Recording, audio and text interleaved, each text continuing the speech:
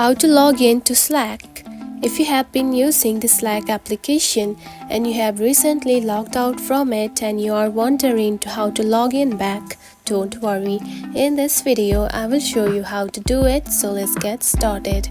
First of all, open the Slack application, just like this. After that, tap on to get started.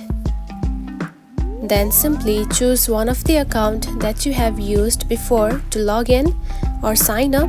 Now simply choose one of the accounts, which can be Google, Apple or email. So I have continued with Apple, so I will tap on it and tap on to sign in.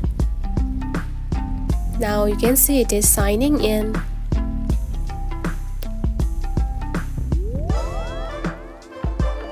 And now you can see you have simply signed in using your old account. And that's it.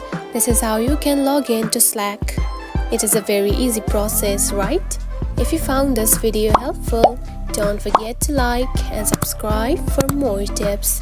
Thanks for watching.